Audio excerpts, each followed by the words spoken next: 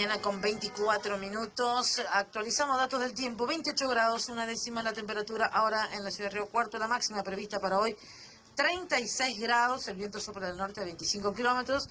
Va a haber viento todo el día prácticamente. Y recuerden que estamos con una alerta naranja por altas temperaturas. Reitero, hidrátense. Hidrátense en lo fundamental en días como el de hoy, además que va a seguir todo este calor durante mañana, pasado, el lunes, el martes, el miércoles. Bueno, recién el jueves que viene podría haber un poco de alivio.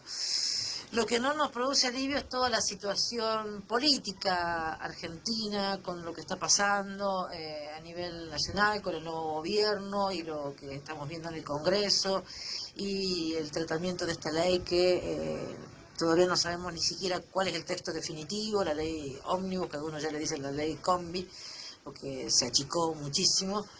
Mientras tanto la represión, mientras tanto un presidente casi adolescente que se la pasa todo el día en Twitter y todas esas cosas que hasta la canciller ayer retuiteando posteos en Twitter donde de cosas de sus trolls, pagos. Bueno, la verdad que muy difícil sobrellevar esto. Vamos a analizar un poco la situación. Para eso está aquí en los estudios de la radio el licenciado en Ciencias Políticas, Roger Fabre. Buen día y bienvenido. Muchas gracias por venir. Vanessa, buen día, gracias por la invitación, buen día al equipo y a toda la audiencia. Un gusto poder estar en la radio. Igualmente. Bueno, ¿cómo anda? ¿Bien? Bien, tratando de seguir minuto a minuto los acontecimientos que se van dando en un país en donde siempre pasa esto de que cambia todo y no cambia nada, ¿no? Los problemas terminan siendo siempre los mismos y bueno, son momentos complejos en donde se necesita de una dirigencia política que esté a la altura de la circunstancia y me parece que hoy por hoy no se está, ¿no? Entonces creo que bueno, hay que seguir la información, los datos, lo que va pasando y tratar de ser siempre muy objetivo en el momento de analizar los acontecimientos. ¿Cómo a 50 días aproximadamente de haber asumido Javier Milei, cómo lo ves? ¿Qué te parece si ya ha restado algunos apoyos de la gente, ¿no? Del votante? ¿Cómo ves que la gestión? A ver, es un presidente que ganó con el 56% de los votos en un balotaje, por ende hay que aceptar y entender el comportamiento social y la legitimidad que el pueblo le dio. Es un presidente que creo que muchas veces se confunde cómo funciona el Estado y la división de poderes. Es un presidente que está aprendiendo sobre la marcha, pero también es un presidente que se enamoró de una forma de comunicar en campaña y que hoy está intentando replicarlo en la comunicación de gobierno. Y son dos cosas completamente distintas. Uno puede decir un montón de cosas en campaña, sobre todo en este tipo de campañas agresivas con mucho impacto en una sociedad que está totalmente descreída de la política y del Estado, del sistema tradicional. Y otra cosa es cuando uno tiene el bastón presidencial y tiene que gobernar no solamente para sus redes sociales, sino también para la mayoría y para todo el pueblo argentino. Bueno, creo que en ese contexto está Javier Milei, apostando aún más a esa comunicación que tenía de campaña agresiva, combativa, conflictiva, pero en este caso en funciones de gobierno. Y en eso está, bueno, las distintas discusiones y debates que vemos, cómo se están tratando particularmente los miembros del Poder Legislativo, en donde ahí sí está en representación quienes acompañaron a Javier Milei y quienes no lo hicieron. Y Javier Milei hoy tiene alrededor de un 30% de la conformación de ese Congreso de su lado y el resto son opositores. Por ende, es esperable y es entendible que actúen de la forma que actúan, porque tienen la obligación de mostrar las diferencias y de marcar propuestas distintas o de alertarle a la sociedad lo que puede llegar a pasar a través, en este caso, de esta ley ómnibus, que se fue achicando, pero que tiene algunos lineamientos muy fuertes con muchísima carga ideológica. Todo lo que podría haber hecho Alberto Fernández, ¿no? Pensaba ayer que tenía suficiente cantidad de diputados, diputadas, senadores, y Milei, que tiene 38 diputados nada más, bueno, ha ido haciendo acuerdos, está bien, para algunas cuestiones ha sido extorsiva la forma de manejarse, porque ha sido a cielo abierto, lo digo, ¿no? Pero digo, todo lo que podría haber hecho Alberto Fernández, que no se animó, no quiso, no tuvo ganas, Y también es parte responsable de que después haya llegado este tipo de gobierno de ultraderecha. Sí, a ver, Alberto Fernández tenía las herramientas, pero no la decisión política. No sé si por convicción o por falta de cintura política, estando al mando de un país, pero entendiendo también que el poder no lo manejaba él.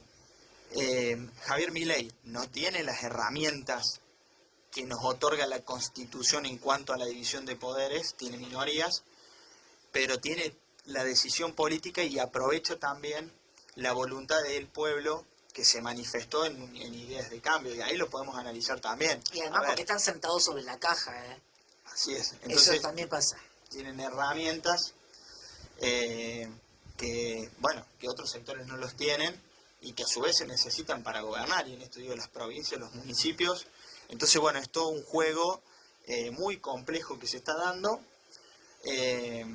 pero que, bueno, es inédito el manejo del oficialismo en cuanto a presionar, a empujar, a maltratar, a agredir a quienes también de alguna forma tienen pocas herramientas para defenderse de esas agresiones porque fueron parte de los gobiernos en los últimos 20 años de nuestro país.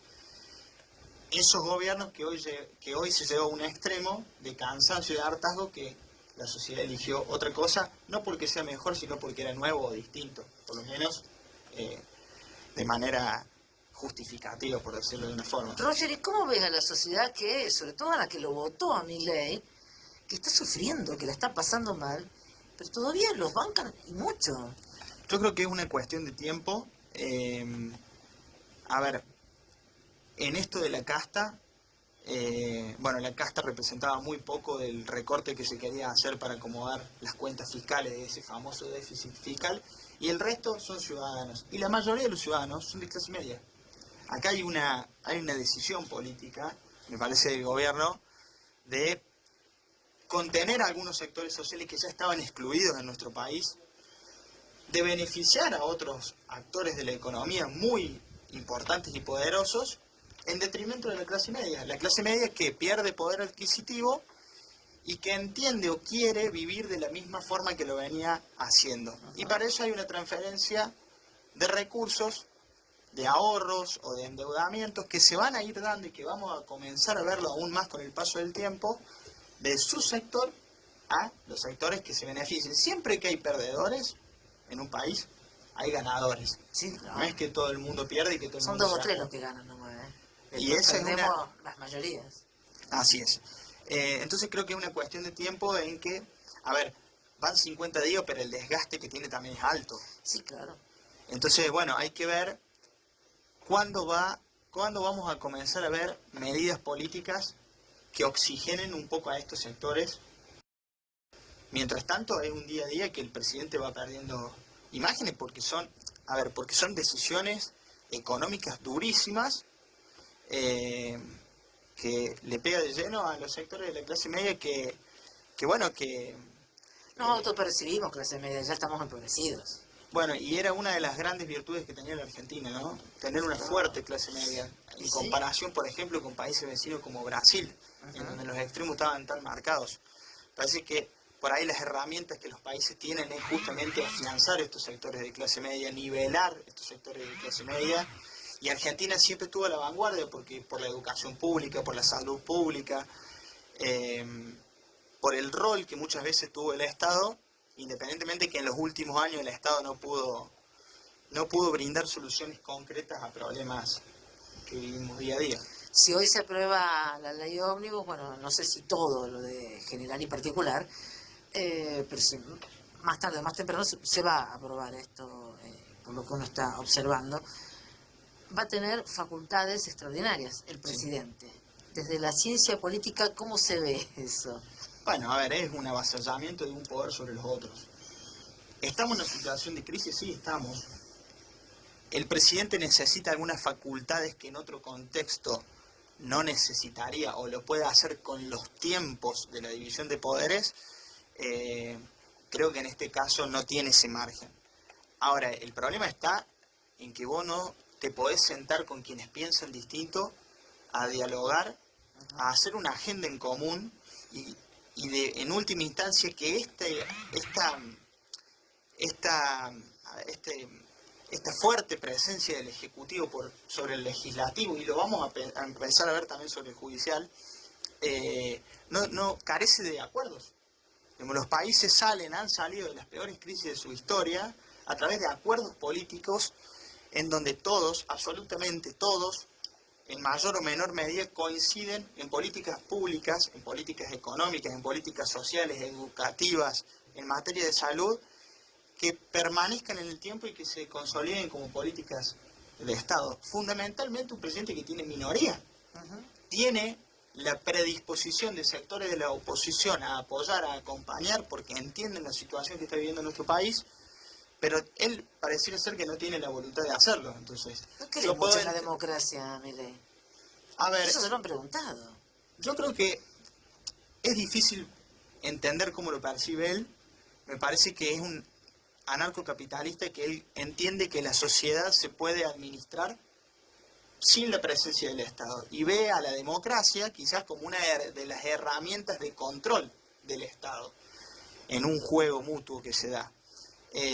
Me parece que hay una fuerte carga ideológica que puede servir para ganar una elección, pero que luego, a la hora de resolver los problemas, sobre todo en un país como el nuestro, hace falta de pragmatismo político. Entonces muchas veces las cosas que se dicen luego no se pueden ejecutar, no se pueden llevar adelante, y hay que dejar de lado las convicciones que se tienen, en el buen sentido de la palabra, para sentarse con alguien que piense distinto a uno, pero en tratar de entender o de aceptar o de buscar por qué ve las cosas de una manera distinta, y en eso hacer acuerdos.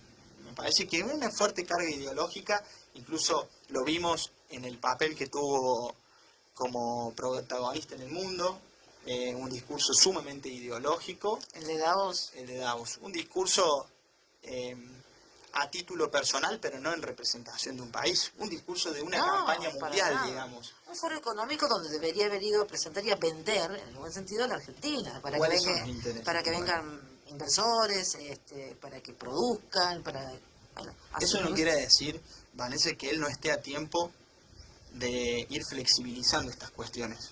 Creo que cada vez él se radicaliza más. Bueno, ahí está el desafío, ¿no? Que el sistema político tiene que tratar de contener. ¿Por eso crees que hay partidos, o mejor dicho, diputados, políticos que están dándole los votos para aprobar parte de sus iniciativas? Yo creo que hay partidos que están en contradicciones ideológicas muy fuertes, históricas. El radicalismo. El radicalismo es un ejemplo. Hay sectores mayoritarios en el radicalismo que, entienden que hoy por hoy la política es o ser libertario o ser kirchnerista, no pueden focalizarse en el medio, por ende... Siguen siendo binarios. Exactamente, y por ende ellos dicen, bueno, tenemos que mostrar diferencias con Javier Milei, pero no podemos quedar del lado de los que estamos absolutamente en contra de las propuestas de Javier Milei. Entonces el argumento, la justificación es acompañar porque el presidente necesita del acompañamiento. Sí, los diputados que van a votar, que prácticamente se cierra el Congreso, donde ellos trabajan. Es una cosa rarísima. El partido de las instituciones. Claro. El partido que a lo largo de la historia, si quieren hacemos un análisis de la historia reciente, en el neoliberalismo casi el radicalismo se oponía. Y hoy está en una contradicción, y a su vez también no quiere quedar del lado del voto de cambio, de ese 56% que votó. No se puede. Entonces, no se puede. Hay opciones que muestran algo distinto. El caso de Facundo Manes, la verdad que yo me saco el sombrero. Me sorprendió Manes, a mí no me gusta mucho, pero la verdad que con el discurso del otro día, un discurso radical, hablar de la educación, de la salud, de la ciencia. Radical, y los dejó en offside a muchos, Y yo veía los comentarios en las redes, y la verdad que la gente era muy agresiva con él. Sí, porque ya no se transformó en Cuca. Claro, y él nada tiene que ver con el kirchnerismo. No. Pero bueno, intenta sentar postura en el medio de un país que vive en dicotomías. El problema es que el radicalismo tiene que recordar de dónde viene, qué es, cuáles son los principios del partido, y no cargar contra manes, ¿no? Tienen que recuperar la memoria, tienen que recuperar la memoria. Irigoyen. Claro, por supuesto. Roger, no tengo más tiempo, pero yo me estoy hablando y me padece la productora que empiezo después con las señas. Muchísimas gracias por venir y charlar con nosotros. El panorama es medio sombrío, ¿no? Pero bueno, ¿qué va a hacer? Veremos qué es lo que pasa. No, bueno, muchas gracias por la invitación y creo que, a ver, si uno tuviera que poner paño frío es producir más, producir mejor, permitirle a los sectores que producen acceder a tecnología, adaptar la educación a la tecnología que se necesita, a la demanda laboral que el país necesita, poder agregarle valor a lo que se produce y exportar más y mejor.